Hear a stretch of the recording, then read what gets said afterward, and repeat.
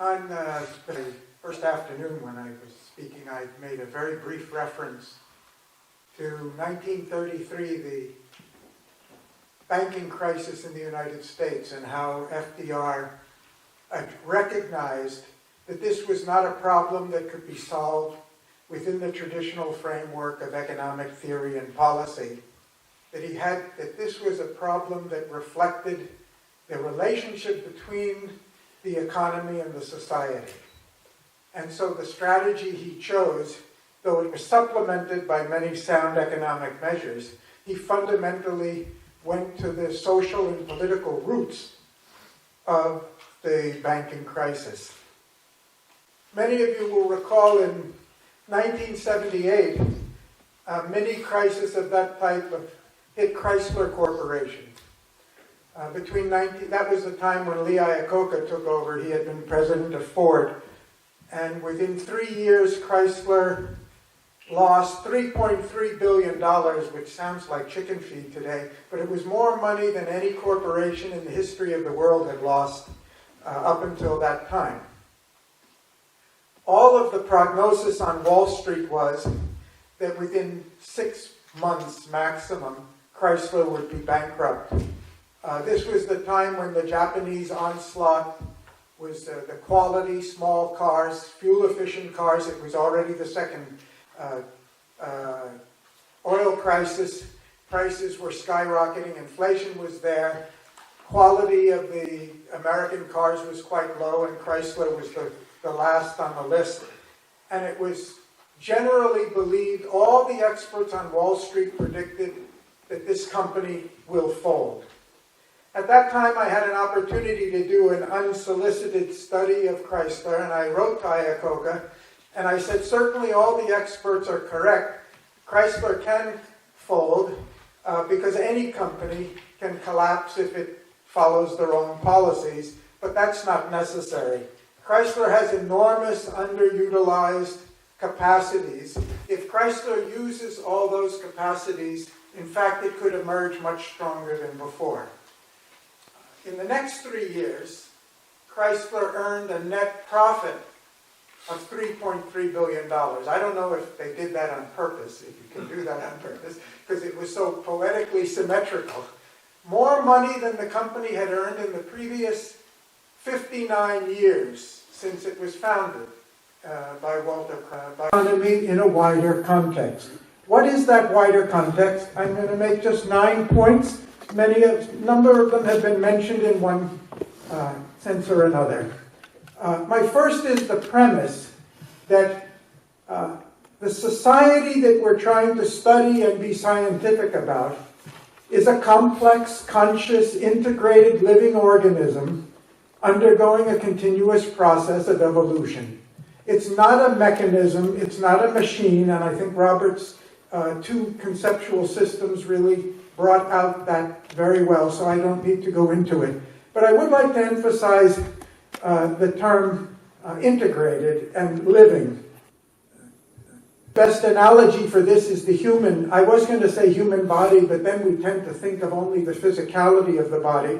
But as Stefan can very well tell us, a very large percentage of our human physiology and the functioning of the body depends on our thinking and our emotions as well. So we really have to think of it as the human being. And that's what we're talking about in economy and in society. This is a conscious, thinking, living, emotional being that's also acting. And the kind of integration I mean is, if you really look at the human body, in medicine we learn that you've got a metabolic system, a circulatory system, a respiratory system, a nervous system, a lymphatic system, and everything. Go into the human body.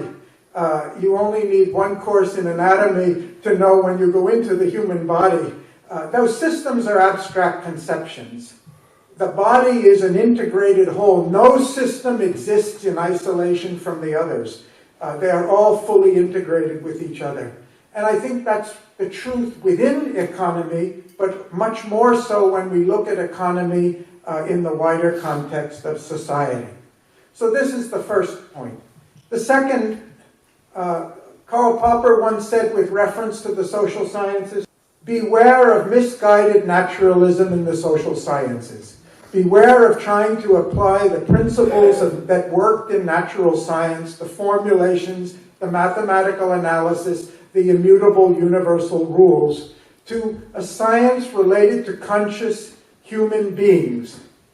He also meant by that, and elaborated on it, beware of an effort to try to create a value-free science in which the scientist is objectively detached from the field of study. There is no value-free human science. We are either supporting the values that are implicitly there in the society, or we're working to realize values that are not there. And I'm arguing that this needs to be made explicit.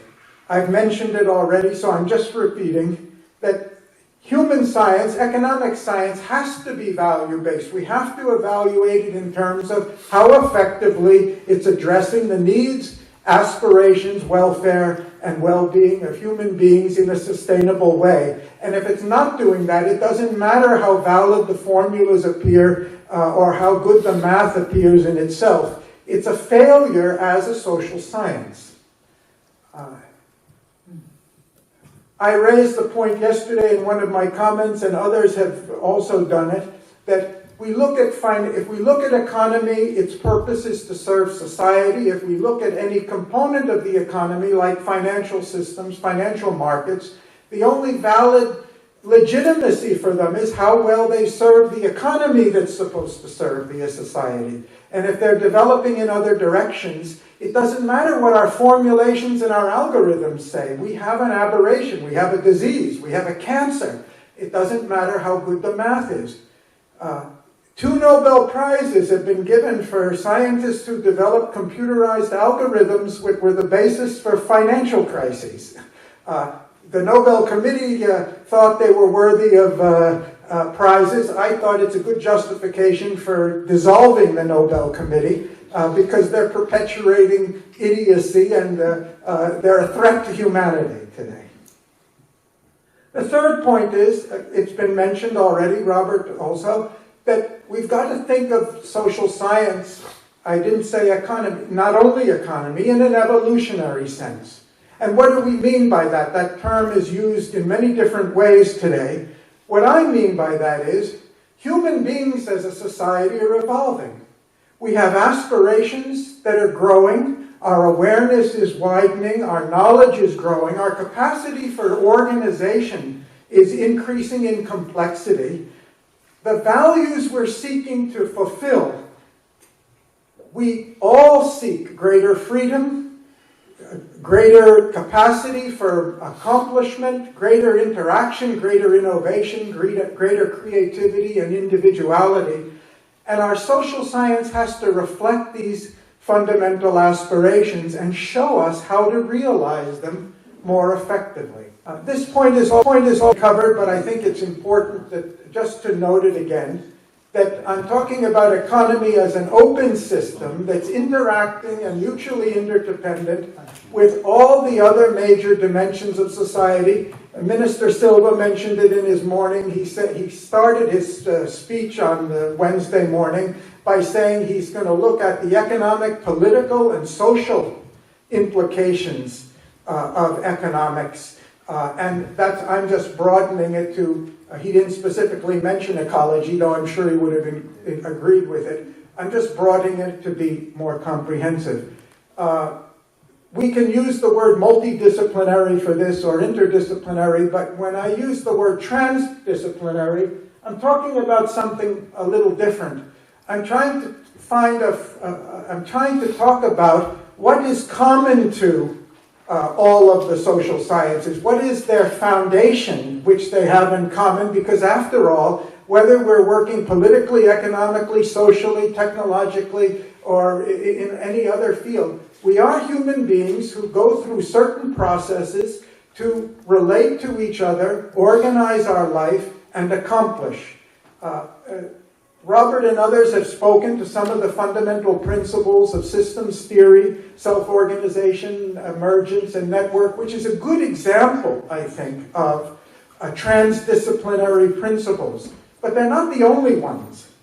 There are others, and I think part of the job of trying to reconceptualize economic or social theory is to really look more carefully at what are the underlying social processes that are applicable. We have an investigation going on in the World Academy on this, on the search for a transdisciplinary science of society. I'm only going to mention one of them, which I think is so central, and I've called it here Human-Centered, Human Energy Conversion.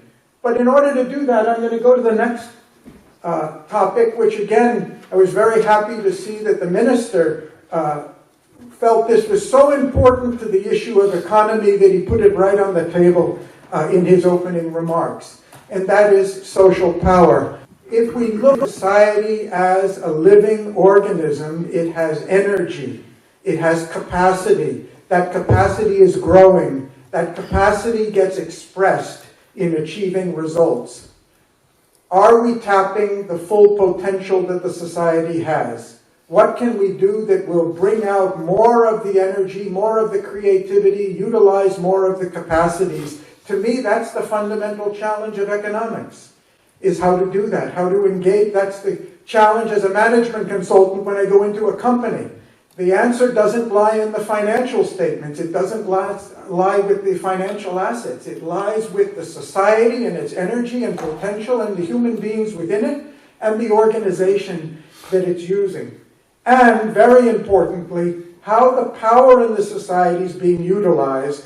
And I think our theory has to be very explicit about how power is being utilized today to whose benefit. I think I have three more, and I'll go quickly on these. These are all, like Juanilio, these are all very big topics for long discussion, hours each, but I just want to put them on the table for further discussion. One is, our social science has tended to become so objective, so objectivized in pursuit of something akin to what's done in the natural sciences. But we're dealing with conscious human beings. My FDR story was trying to illustrate that the reality of economy, the real reality is at least equally a subjective reality. That's our aspirations. In 2008, overnight or in a few months, $4 trillion or $7 trillion in wealth disappeared. We didn't lose our factories. We didn't have earthquakes that did that. Just because of a change in the subjective perception of the world of society about what was going on. So we can't ignore this. But I'm going to say something a little more controversial, because it's one thing to concede that the subjective dimension's important. It's another thing to say that it's the real driver of the whole process of economic development. Harlan Cleveland, who was our president of the World Academy in the 90s, he was a former assistant secretary of state under Kennedy. In the 50s, he was in this Far East, and he saw something that he didn't understand, and he said there's a revolution of rising expectations going on that's going to change and transform Korea and Taiwan and other countries and Japan in the time. He understood that the basis for rapid social or economic progress really starts with the roots in the subjective attitudes of individuals and the country as a whole. This one is maybe more difficult to. In the natural sciences, we deal with individual as the individual single element, like a quark or a meson or a cell or an atom or a molecule.